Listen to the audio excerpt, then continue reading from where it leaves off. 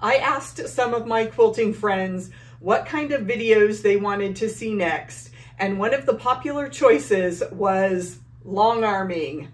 Hello, I'm Andy from True Blue Quilts, and I want to help you enjoy, experiment, and excel as you quilt. I am lucky enough to have taken over the loft in my house.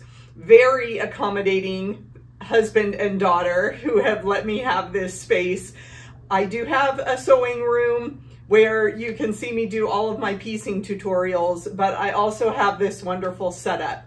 This is a Gamble Classic Plus long arm, and you can see there's no computer here. It does have a stitch regulator, but I am doing everything by hand. I do both pantographs and custom work. So custom hand guided, I'm standing here at the front of the machine, just stitching across the quilt. When I set up a pantograph, I put a paper pattern down on the table there and use a laser light to follow that. So those are primarily the two basic kinds of long arm quilting that you will encounter. But let's take a closer look at my project today and come with me as I finish this up. Taking a closer look at the quilt before I start stitching, I've got it layered with my backing and batting here. This is a 3-yard quilt pattern, and I'll link to the making of video. And I've got a large area here that I decided to do a custom flower. And then since these strips for the sashing are pretty narrow, I'm just stitching in the ditch to separate the blocks and give it some stability. I decided to leave this accent border unquilted, and I'm doing a simple loop in coordinating thread. So you can see I chose this teal thread that will match with that background. It does show up a little bit on the red if you see the stitching lines here where I didn't quite stay in the ditch. But this is a kid's quilt. I think it will be just fine. For the first step, I always come down the edge of my quilt and I just do a basting stitch there to secure the rows as I get ready to quilt. And I am a person that floats my quilt top, which means I do not pin the top or the batting to the machine when I start. I just leave that loose. That way I can smooth out any wrinkles in the batting as I roll the quilt up and get ready to start stitching. So let's start with a flower in this block. The first thing I do is stitch in the ditch around the inside of this square, and then I'll travel to the middle and stitch my flower.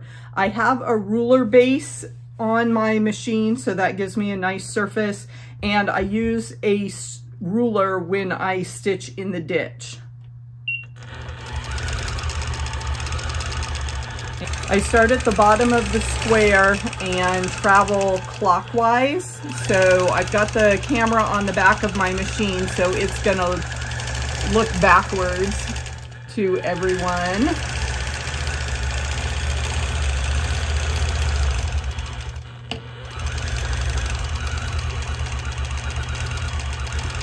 And back where I started from. I come up to the middle and I put a spiral in the center of my flower, and then I just draw my petals. And I'm trying to go out to the edge of the block so it fills the space of my square. Nice big open flower, and then I'm just gonna stop on that line that I started with. Take a few tacking stitches and cut my threads. And I will just move down the row with that flower. This is one of my favorite free motion quilting flower motifs. I really like the kind of flattened heart or tooth shape that I use for the petals, and I stitch about 5 petals around my center spiral. It makes a really nice flower. I love to see the stitching on the back of the quilt. So that turquoise thread really shows up here on the red backing, and I have my flower motif in the center with the stitch in the ditch straight lines, and then I told you I had a simple loop in the border, so that made a really nice easy free motion quilting motif. If you're interested in getting started with some free motion quilting, check out my Sketch-Timber series, where I introduce 30 different free motion quilting designs that you can sketch and stitch.